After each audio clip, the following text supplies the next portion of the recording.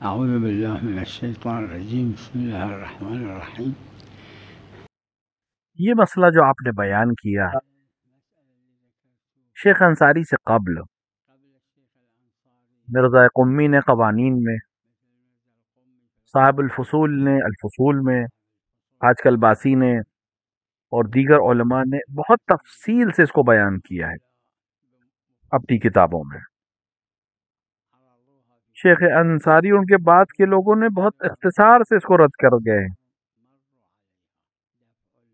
اور وہ ہے جلب منفعت، فائدہ حاصل کرنا، جو وہ تعبیر جو آپ نے استعمال کی.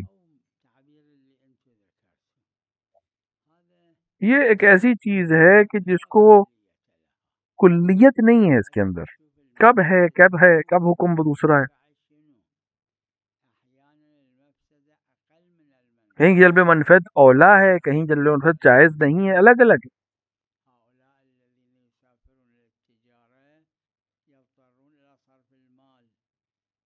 مثلا جو انسان، لوگ جو سرمایہ لگاتے ہیں بالآخر ضرر ہے اس میں، لیکن چونکہ فائدہ زیادہ حاصل ہوگا لہذا صرف کرتے ہیں مال کو،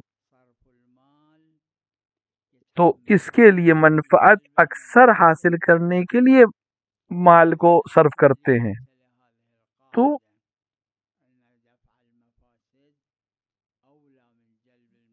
اب ہمیں دیکھنا پڑے گا کہ ہم منفعت کتنی ہے اور نقصان کتنا ہے، مفسدہ کتنا ہے اور فائدہ کتنا ہے.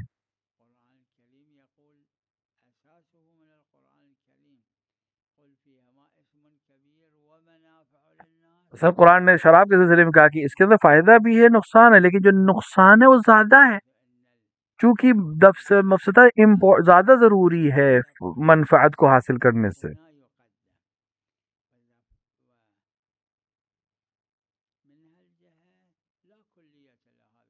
تو ہمیں مفسدہ نقصان کے حدود کو بھی دیکھنا پڑے گا اور فائدے کے حدود کو بھی دیکھنا، اور اس کے اساس وہی آیت کریمہ ہے جو مفسدے کے سلسلے میں.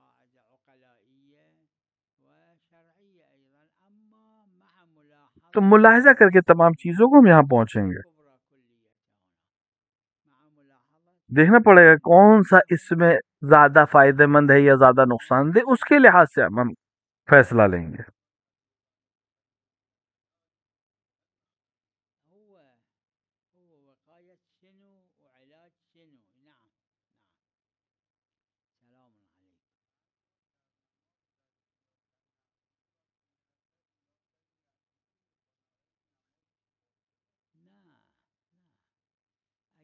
اگر صرف ظاہراً اس پہ اشکال نہیں ہے، اس سے اگر بدلہ نہیں ہے تو اشکال نہیں ہے.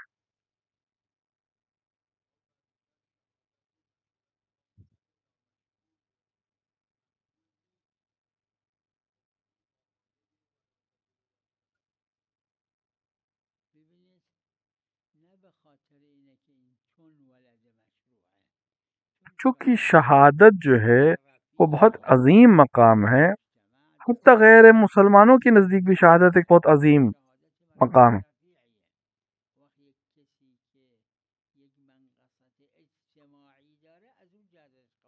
چونکہ ایک عظیم مسئلہ ہے لہٰذا اس ایک پست انسان سے قبول نہیں کیا جائے گا، اس لیے مرجع تقلید نہیں ہو سکتا، اس لیے نماز جماعت نہیں پڑھا سکتا، کیونکہ اجتماعی لحاظ سے ایک ایک ایسی چیز اس کے اندر موجود ہے جس سے اس کی طرف لوگ جذب نہیں ہوں گے، اور یہ جو مقام ہے بہت عظیم ہے لہٰذا اس کو قبول نہیں کیا جائے، نہ کہ اس شخص کے لیے کوئی مسئلہ ہے.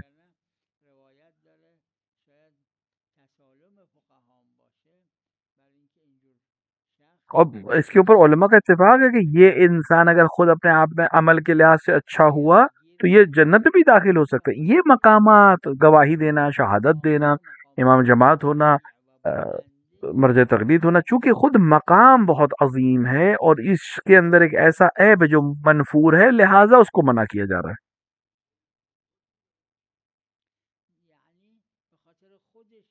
یعنی اس مقام کی اہمیت کی وجہ سے اس صلاحیت سے رد کیا جائے گا، نہ کہ خود شخص کی وجہ سے اور روایت خاص کی وجہ سے اس کو روکا جائے گا۔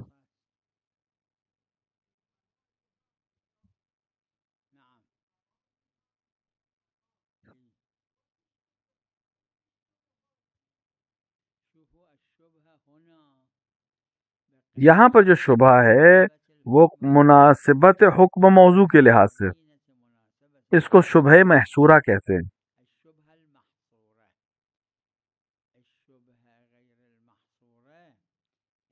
تو وہاں جہاں پر غیر محصورہ ہے، وہاں پر جہاں پر اجازت ہے غیر محصورہ میں، جو اس شبہ غیر محصورہ میں، وہ اس کو ہم منع نہیں کر سکتے، اور محصورہ میں جو منع ہے اس کو ہم نہیں کر، چونکہ شاعر نے خود اجازت دی ہے۔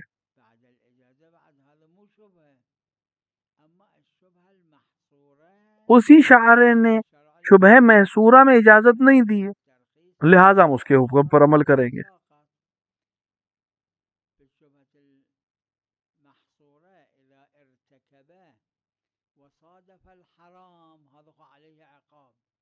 تو اگر کوئی انسان انجام دے اور وہ حرام میں مبتلا نہ ہو، محصورہ کو انجام دے اور بعد میں پتہ واقعاً وہ حرام میں مبتلا نہیں، تو اس کو کوئی عقاب نہیں ملے گا۔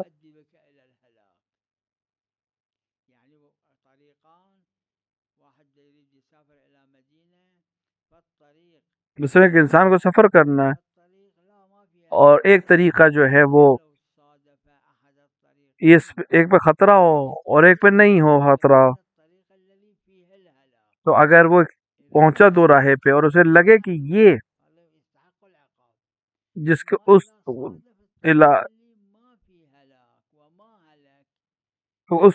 راستے کا اختیار کرے جس میں ہلاکت کا شبہ ہو اور ہلاک بھی ہو، تو لوگ کہیں گے اس نے عقل بندی کام نہیں کیا۔ لیکن اگر اس نے دوسرے راستے کا انتخاب کیا اور اس کو کچھ ہو جائے، تو لوگ بالاخرے اس کو مجزی کہیں گے کہ اس نے اپنے خود سے یہ کام نہیں کیا، غلطی سے ہوا۔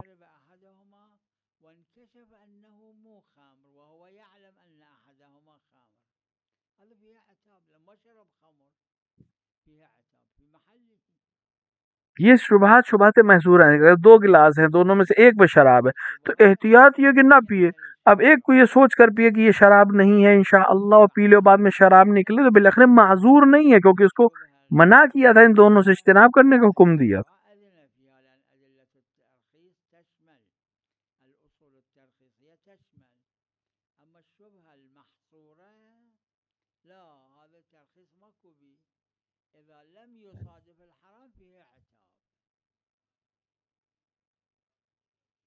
اور اگر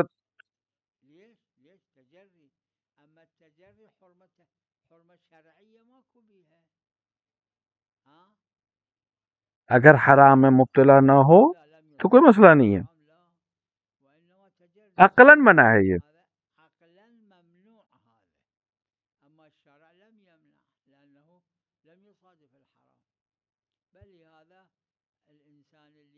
جو انسان اس طرح کی عمل انجام کرتا دیتا ہے، وہ اصل میں اس کا جو نفس ہے وہ اچھا نہیں ہے، وہ اس کو غلط چیزوں کی طرف لے جا رہا ہے۔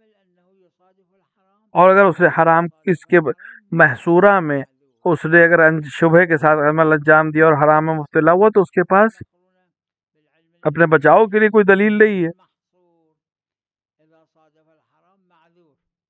شبہ غیر محصورہ میں چونکہ شارع نے اجازت دی ہے، اگر وہ انجام دے اور بعد میں اس سے غلط بھی ہو جائے، گناہ بھی ہو جائے، تو وہ معذور ہے، عذر اس کا قبول ہو جائے گا۔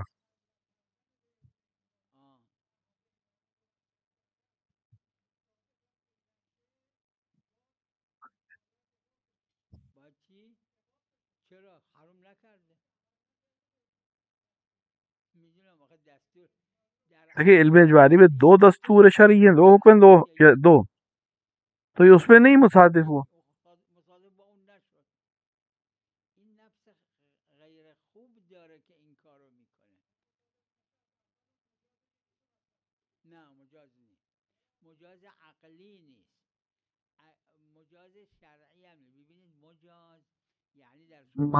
دیکھیے مجاز کا مطلب یہ ہے کہ اگر غلطی ہو جائے تب بھی اس کو عذر قبول کر لیا جائے.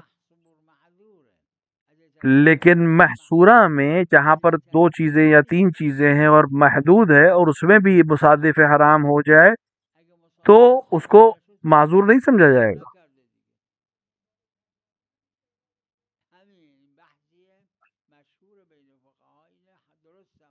اور علماء مشہور ہے یہ بحث کہ تجری میں عقاب نہیں ہے، عتاب ہے، سرزنش کیا جائے گا، کیونکہ اس کا ارادہ دے گا حرام انجام دے گا، حرام ہو نہیں پایا اس سے، لہذا اس کو عتاب کیا جائے گا، سرزنش کی جائے گی.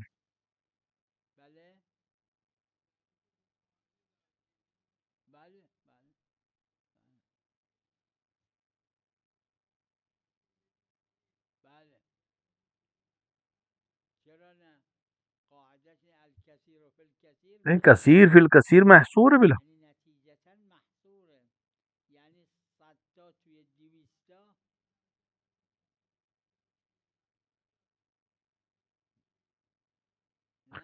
سو دو سو میں، سو دو سو میں محصور ہے، ایک دو سو میں غیر محصور ہے، لیکن سو دو سو کے مقابلے میں 50% ہے، لہذا در حکم محصور ہے.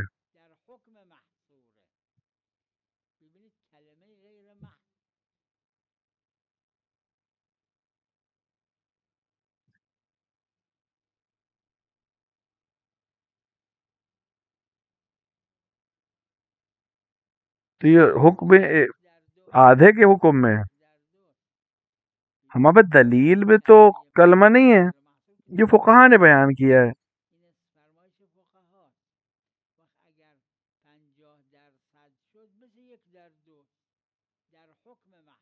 تو حکم محصور میں ہے، عدد سے مطلب نہیں ہے ہمیں.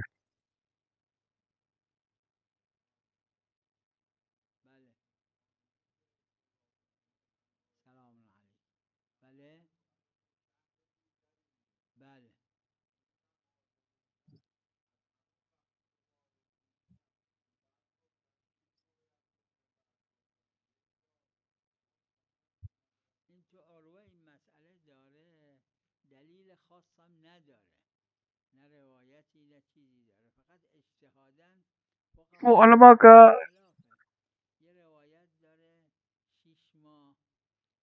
ایک خاص روایت ہے، لیکن اس کا مورد یہاں ہے یا نہیں ہے، متن روایت کی بحث ہے.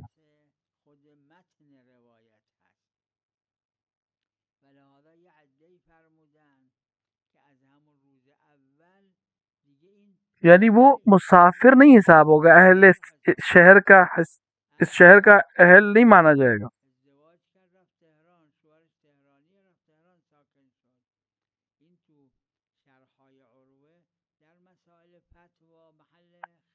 انہوں نے عروے میں دوسری طرح سے بیان کیا ہے کہ جب کسی شہر میں آ کے رہنے لگا تو اب پہلے دن سے ہی وہ شہر کا رہنے والا مانا جائے گا، اور اسی دن سے جہاں سے اس نے ترک کیا وہاں کا اب رہنے والا نہیں مانا جائے گا.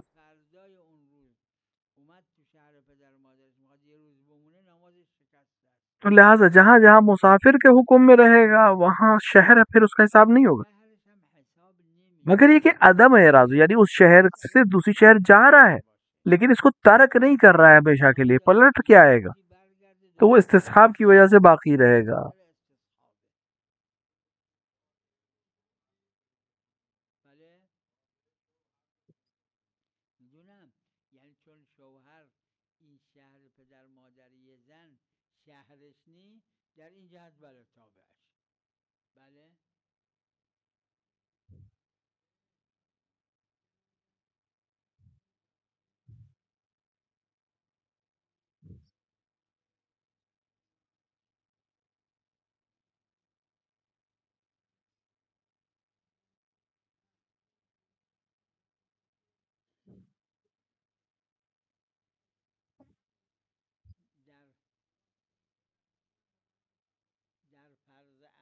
فرض اول میں اعراض کر لے تب بھی یہی حکم ہے،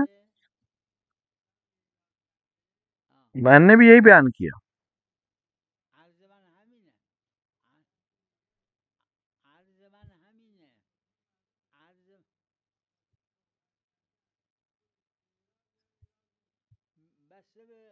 وہ قصد کے اوپر ہے، ارادے پر ہے اس شخص کے. نہیں، شادی کرنے سے اعراض نہیں، ارادہ. شوہر شادی کرنے سے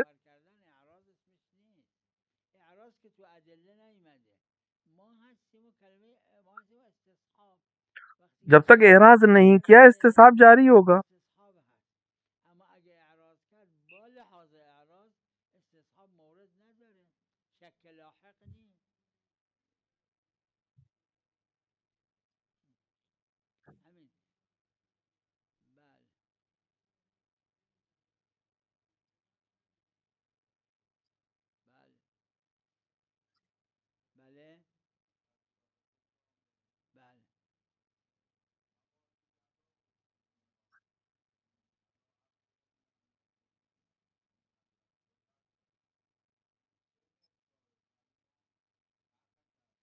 میں تقریب ذہن کے لیے ایک محض مثال دوں گا آپ کو.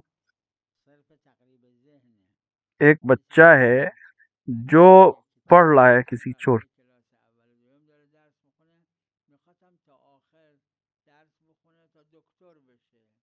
پڑھائی شروع کر، ابھی پہلی کلاس میں پڑھ رہا ہے، کیا یہ سمجھ سکتا ہے کہ ڈاکٹر ابھی کیا ہے؟ بننا ڈاکٹر ہی چاہتا ہے، لیکن اگر اس سے کہا جائے کہ مدح کرے ڈاکٹر کی تو کیا بیان کرے؟ میں مثال دے رہا ہوں خالی. اب ہم کتنا جانتے ہیں معصوم کے بارے میں؟ جتنی تعبیریں بھی ہمارے سامنے ہوں، جتنی بھی ہیں، یہ سب ہمارے سامنے ہم بہت چھوٹے ہیں کہ ہم غیر معصوم ہو کر ایک معصوم کی مدح کر سکیں.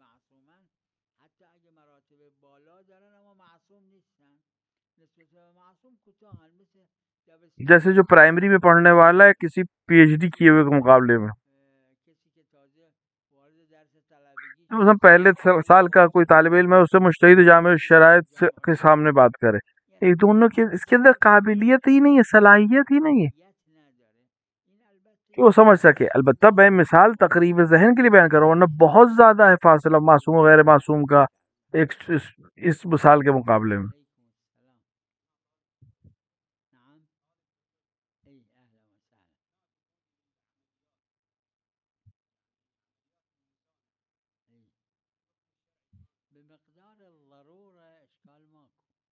مقدار ضرورت پہ کوئی حرج نہیں ہے.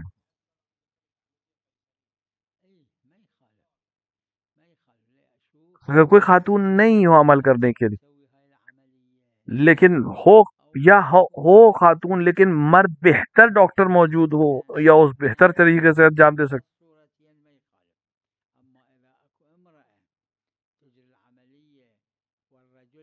لیکن اگر خاتون موجود ہو اور مرد کے مقابلے میں بہتر انجام دے سکتی تو پھر جائز نہیں ہے مرد کی طرف رجوع کرنا. ضرورت کے وقت کوئی مسئلہ نہیں ہے، ضرورت کو خود انسان درک کر سکتا ہے.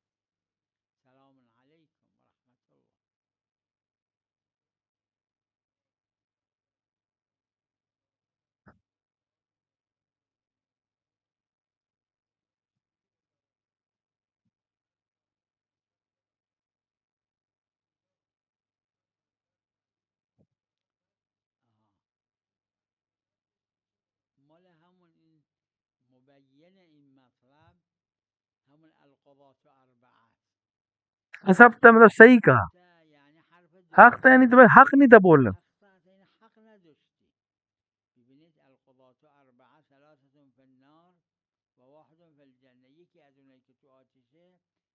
وہ ہے کہ جو صحیح فیصلہ، حق کا فیصلہ دے، لیکن بغیر جانے فیصلہ کرے.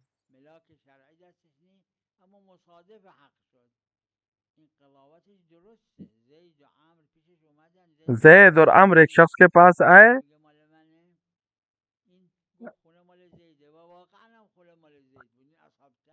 وہ فیصلے کے لیے ہے، فیصلہ دے دے، فیصلہ کا واقعاً صحیح ہو، لیکن چونکہ علم کے بنا دیا ہے اس لیے بنا کیا گیا ہے اور روکا گیا ہے.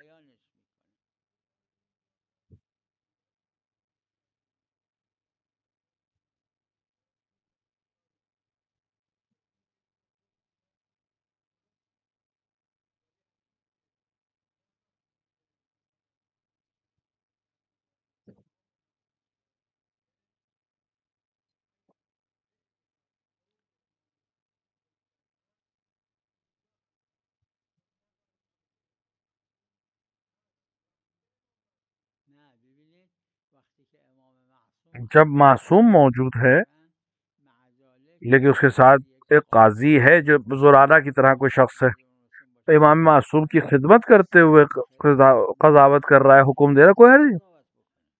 معصوم کی موجودگی ضروری نہیں کوئی اور قاضی نہیں بن سکتا، امام معصوم کی ذات سے بن سکتا ہے، فقیہ ہے، عادل ہے تو کر سکتا ہے۔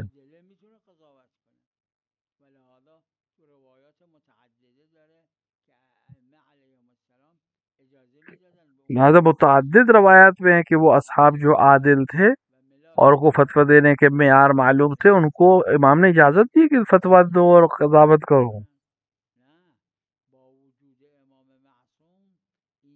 ایسا نہیں کہ امام معصوم کی زندگی میں یا موجودگی میں غیر معصوم کو حق قضاوت نہیں ہے، لیکن معصوم کی اجازت سے اور یا معصوم کی نگرانی میں۔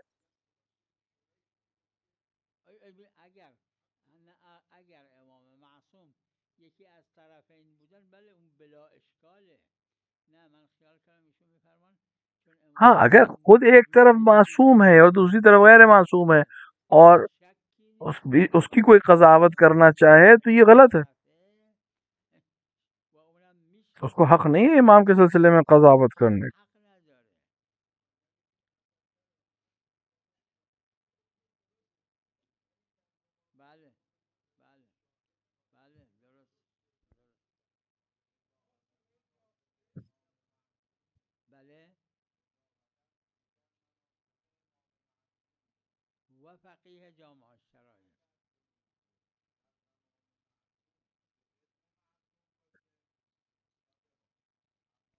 چاہے اذن خاص ہو چاہے اذن عام ہو،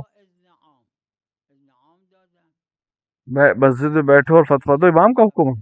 اذن خاص ہو چاہے اذن عام ہو، کہ اذن عام بھی دیا ہے امام نے۔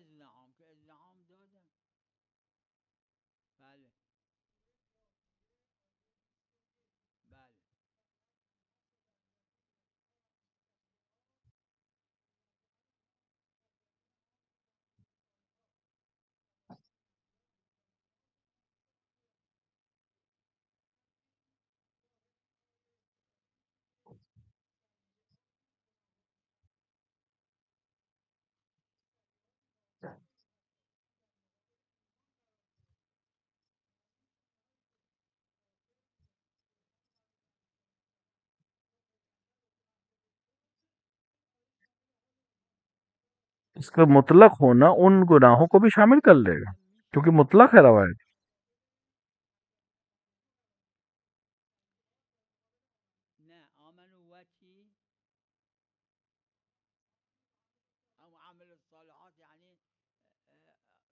یہ عامل الصالحات کے مقابلے میں، اگر صرف آمنو تھا تو پھر ہمارا قرینہ تھا، لیکن آمنو و عامل الصالحات کا ہے، دونوں چیزیں چاہیے۔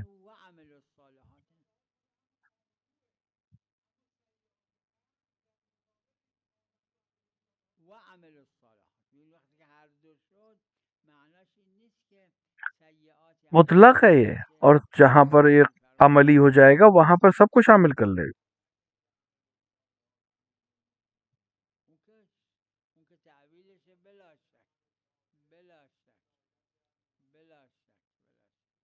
وصلی اللہ علی محمد وآلہ الطاہرین۔